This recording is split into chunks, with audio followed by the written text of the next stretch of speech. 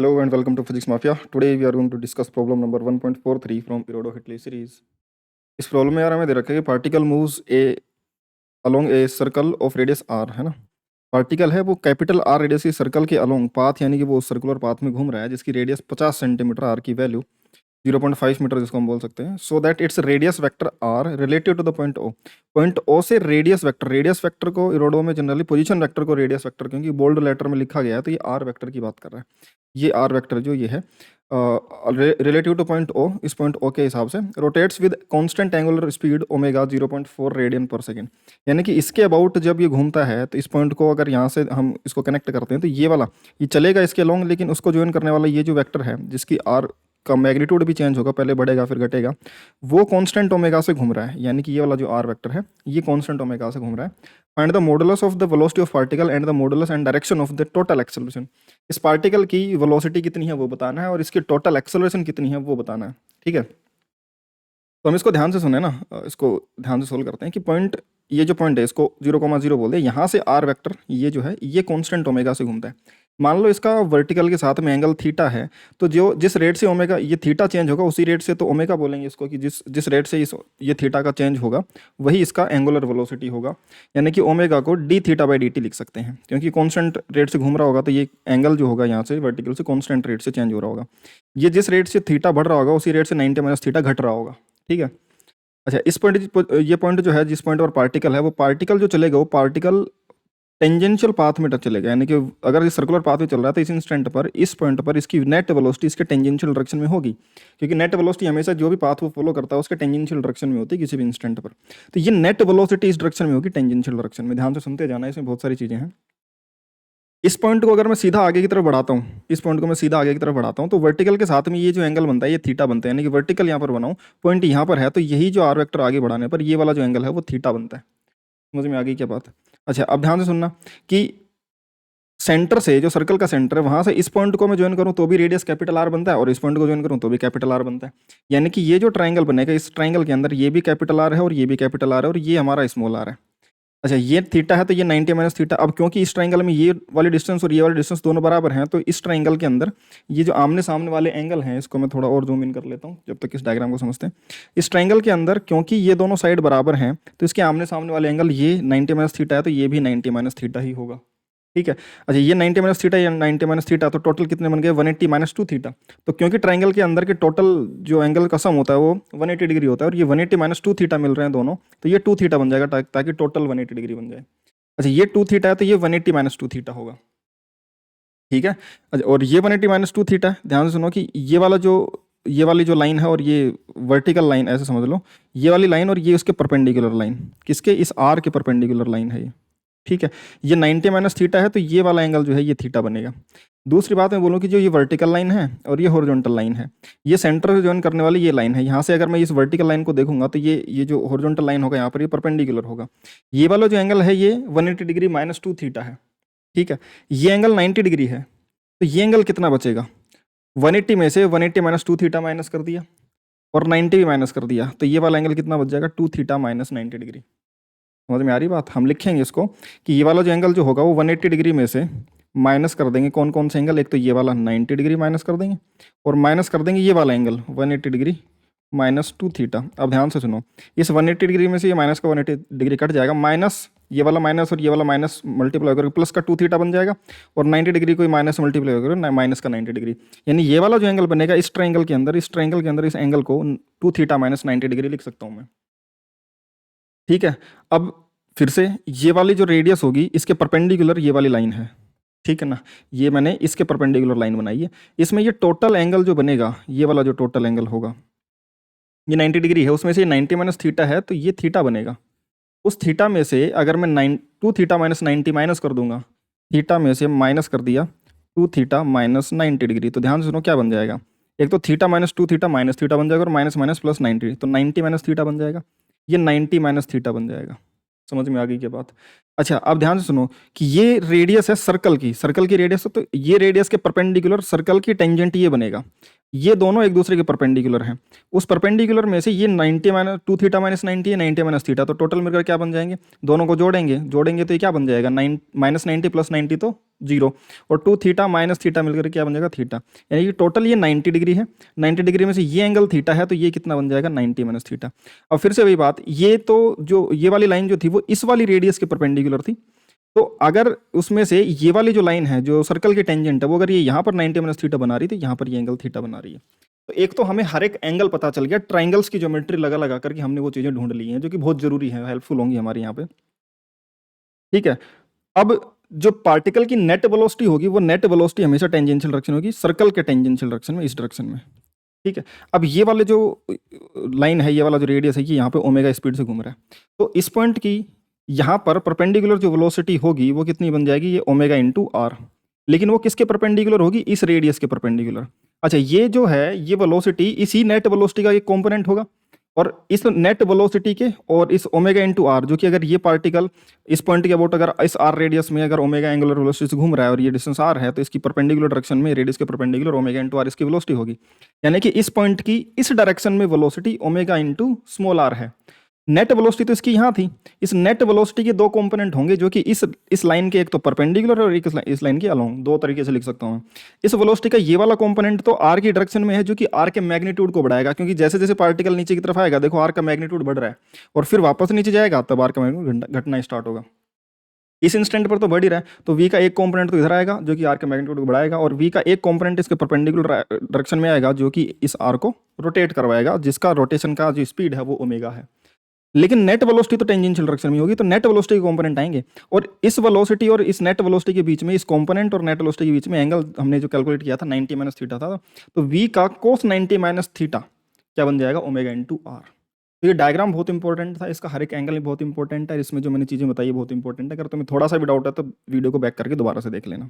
ठीक है, हम वापस अब आगे चलते हैं ना, क्योंकि हमें पता है कैपिटल आर 50 सेंटीमीटर 0.5 मीटर, और ओमेगा ये जो दे रखा है हमें 0.4 रेडियन पर सेकंड दे रखा है। ये जो ओमेगा होगा, इस थीटा का रेट ऑफ चेंज होगा, जिस रेट से थीटा बढ़ रहा होगा वही ये ओमेगा होगा। तो ओमेगा को D theta by d T लिख सकते हैं, और ये ओमेगा कॉन्स्टेंट है।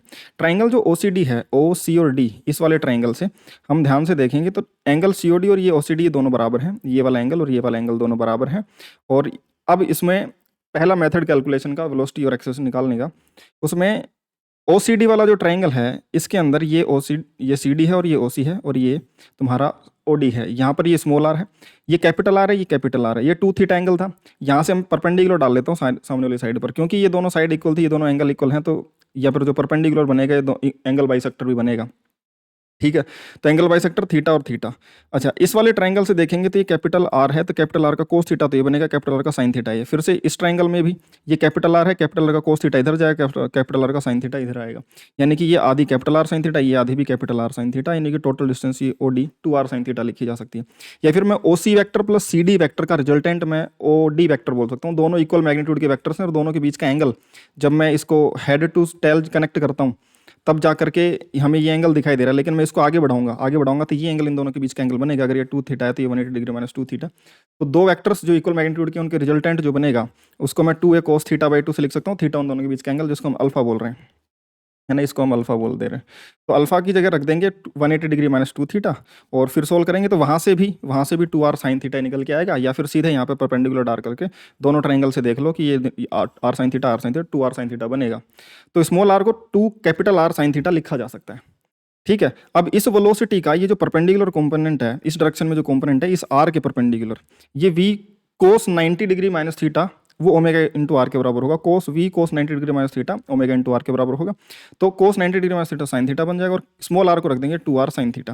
तो v sine theta equal to omega into 2r sine theta. Sine theta से साइन थीटा कट जाएगा, v की वैल्यू 2 ओमेगा इंटू आर बन जाएगी, और r भी कॉन्स्टेंट है, ओमेगा भी कॉन्स्टेंट है, क्योंकि इसके घूमने का ओमेगा कॉन्स्टेंट दे रखा था। तो हम बोल सकते हैं कि जो वेलोसिटी है, जो टेंजेंशियल डायरेक्शन में नेट वेलोसिटी है, ये वेलोसिटी टेंजेंशियल डायरेक्शन में ये कांस्टेंट है। क्यों? क्योंकि इसमें r2 और ओमेगा तीनों कांस्टेंट टर्म निकल के आ रहे हैं। तो v equal to 2 into r तुम्हें 0.5 मीटर दे रखा है, और omega 0.4 radian per second square radian per second दे रखा है, तो v आ जाएगा तुम्हारा 0.4 मीटर पर सेकंड। ठीक है,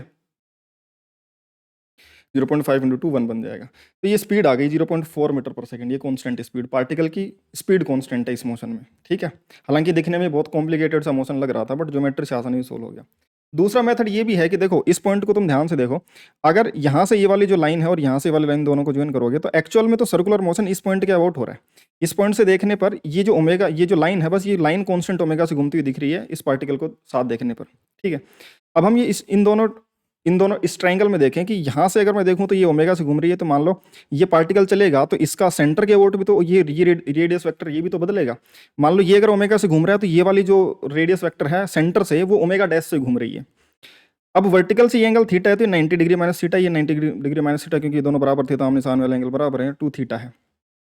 और ये वाला जो एंगल बनेगा, ये वाला एंगल अल्फा, ये 180 डिग्री माइनस 2 थीटा लिख सकते हैं हम। अच्छा, ये जिस रेट से ओमेगा, ये जो ओमेगा है वो ओमेगा इसको थीटा को बढ़ाएगा, और ये वाला जो ओमेगा डैश है वो क्या करेगा, ये इस 2 थीटा को बढ़ाएगा, या फिर बोलूँ कि इस 180 डिग्री माइनस 2 थीटा को कम करेगा। जैसे जैसे इधर आएगा ये वाला एंगल कम हो रहा है, तो अल्फा का घटने का रेट ऑफ चेंज तो ओमेगा डैश है, और इस थीटा के बढ़ने का रेट ऑफ चेंज ओमेगा है, हम ऐसा बोल सकते हैं। ओमेगा को थीटा का बढ़ने का रेट ऑफ चेंज प्लस का डी थीटा बाई डी लिख सकते हैं, और अल्फा के घटने का चेंज, क्योंकि अल्फा घट रहा होगा तो d alpha by d T negative होगा, तो ओमेगा डैश की वैल्यू मैग्नीट्यूड निकालने के लिए माइनस से मल्टीप्लाई करना पड़ेगा, तो d alpha by d T into minus ये ओमेगा डैश बनेगा, ऐसा बोल सकता हूँ मैं। इस एंगल के घटने का रेट ये ओमेगा डैश है, ठीक है। अब देखो अल्फा तुम्हारा इन दोनों के बीच में रिलेशन है, अल्फा 180 डिग्री माइनस 2 थीटा, इसको डिफरेंशिएट कर देंगे तो d alpha by d t equal to 180 degree तो कांस्टेंट था 0 माइनस 2 इंटू थीटा का differentiation d theta by d t. अब d alpha by d t तुम्हारा माइनस को ओमेगा डैश है, माइनस को इधर भेज देंगे तो ये minus omega dash equal to minus का 2 और d theta by d T को ओमेगा, मैग्नीट्यूड वाइज दोनों माइनस माइनस कट गया, ओमेगा डैश जो बन गया 2 ओमेगा बन गया। यानी सेम डायरेक्शन में घूमेंगे, अगर ये ऐसे घूमेगा ओमेगा से तो ये ओमेगा डैश उसके डबल स्पीड से घूमेगा। समझ में आ गई बात, ये उसके डबल स्पीड से घूमेगा। तो अब मैं बोल सकता हूं कि क्योंकि हमें सेंटर के अबाउट ये रेडियस वाला वेक्टर किस रेट से घूम रहा है ये पता है, तो सेंटर से रेडियस जिस स्पीड में घूमती ओमेगा, तो अब तो इसकी जो वेलोसिटी होगी ये इसके तो परपेंडिकुलर ही है, तो सीधे सीधे बोल सकता हूं कि ये जो वेलोसिटी होगी सर्कुलर मोशन सेंटर के अबाउट ओमेगा इंटू आर होगी। ओमेगा कौन सा, ये ओमेगा डैश, और रेडियस कौन सा, ये वाला आर। समझ में आ गई क्या बात? क्या मैं वी को सीधा सीधा ओमेगा डैश इंटू आर लिख सकता हूँ? बिल्कुल लिख सकता हूँ, क्योंकि उसी सेंटर के अबाउट इसी रेडियस में इसी ओमेगा डैश से घूम रहा है पार्टिकल। तो वी डैश जो बनेगा 2 ओमेगा इंटू आर सीधा सीधा लिखा जा सकता है, वी बोलो या वी डैश बोलो एक ही बात है। ये वेलोसिटी 2 ओमेगा इंटू आर फिर से वही आ गई जो ऊपर फर्स्ट तरीके से फर्स्ट मेथड से आ रही थी, ठीक है। अब acceleration of particle, acceleration of particle में क्योंकि पार्टिकल जो सर्कुलर मोशन में घूम रहा है और हमने देखा कि जो स्पीड वी है ये speed v 2 omega r constant आ रही है, वेलोसिटी का मैग्नीट्यूड जो वी स्पीड आ रही है 2 ओमेगा आर ये कॉन्स्टेंट आ रही है, टेंजेंशियल एक्सेलरेशन स्पीड का रेट ऑफ चेंज तो 0 बन गया इसका। समझ में आ रही बात, स्पीड का रेट ऑफ चेंज 0 बन गया। ये बोलो कि इसके अबाउट ओमेगा से घूम रहा है बोलो, या फिर इसके बोलो कि ये 2 ओमेगा कॉन्स्टेंट 2 ओमेगा से घूम रहा है, ये 2 ओमेगा इसके एंगुलर स्पीड कांस्टेंट यानी कि इसकी लीनियर स्पीड कांस्टेंट यानी कि टेंजेंशियल एक्सेलरेशन 0 है। और अगर ये 2 ओमेगा से घूम रहा है तो सेंटर की तरफ जो नेट एक्सेलरेशन होती है नॉर्मल एक्सेलरेशन वो ओमेगा स्क्वायर आर यानी ओमेगा डैश स्क्वायर आर, वो सेंट्रीपिटल एक्सेलरेशन तो होगी, या फिर वी स्क्वायर बाई आर भी लिख सकते हैं। तो नॉर्मल एक्सेलरेशन जो बनेगी वो tangential speed v square upon में आर सेंटर की तरफ बनेगी, तो 2 ओमेगा आर का स्क्वायर वी क्योंकि 2 ओमेगा आर है अपॉन में आर, तो ये बन जाएगा 4 r square omega square upon में आर, एक आर से एक आर कट जाएगा तो 4 आर ओमेगा स्क्वायर, ये नॉर्मल एक्सेलरेशन बन जाएगी। और क्योंकि टेंजेंशियल एक्सेलरेशन 0 है तो नॉर्मल एक्सेलरेशन ही नेट एक्सेलरेशन होगी, 4 इंटू आर 0.5 और ओमेगा यानी 0.4 का स्क्वायर, ये कैलकुलेट करेंगे तो 0.32 मीटर पर सेकंड स्क्वायर वैल्यू निकल के आएगी। नेट एक्सेलरेशन टेंजेंशियल एक्सेलरेशन का स्क्वायर प्लस नॉर्मल एक्सेलरेशन का स्क्वायर रूट दोनों का रिजल्टेंट होगा। टेंजेंशियल 0 थी, डब्ल्यू नॉर्मल ऐसा कैसे रहा, और ये तो 0 बन गया, डब्ल्यू नॉर्मल के स्क्वायर का रूट डब्ल्यू नॉर्मल यानी कि नेट एक्सेलरेशन नॉर्मल एक्सेलरेशन के बराबर है 4 ओमेगा स्क्वायर इंटू आर या 4 आर ओमेगा स्क्वायर, जिसकी वैल्यू 0.32 मीटर पर सेकंड स्क्वायर है, ठीक है। डायरेक्शन जो है परपेंडिकुलर टू वेलोसिटी है एक्सेलरेशन का टुवर्ड्स सेंटर ऑफ सर्कल, ठीक है। तो ये तुम्हारा क्वेश्चन था यार, आई होप कि तुम्हें सारी चीज़ें समझ में आ गई होंगी। इसके अलावा तुम्हें कोई भी डाउट हो तो तुम अपना टेलीग्राम चैनल ज्वाइन कर सकते हो, जहाँ पे तुम्हें सारे क्लासेस और लेक्चर्स के अपडेट वगैरह मिल जाएंगे। माफिया फिजिक्स माफिया तुम चैनल सर्च करोगे टेलीग्राम पर तो मिल जाएगा। और उसके अलावा डाउट ग्रुप अपना mafias doubt killers group, mafias doubt killers group अगर तुम सर्च करोगे तो टेलीग्राम पर मिल जाएगा, अदरवाइज डिस्क्रिप्शन में भी तुम्हें सारी की सारे लिंक मिल जाएंगी, वहाँ पर जाकर के भी तुम ज्वाइन कर सकते हो, डायरेक्टली मुझसे अपने डाउट डिस्कस कर सकते हो, जहाँ पर मैं लाइव ऑडियो सेशन लेता हूँ रेगुलरली, ठीक है। वहाँ पर तुम अपने फिजिक्स से रिलेटेड या फिर अपनी सब्जेक्ट से उससे प्रिपरेशन से रिलेटेड कोई भी डाउट मुझसे पूछ सकते हो, ठीक है। तो ठीक है यार, आज के लिए इतना ही, बाकी मिलते हैं नेक्स्ट वीडियो में, तब तक के लिए बाय।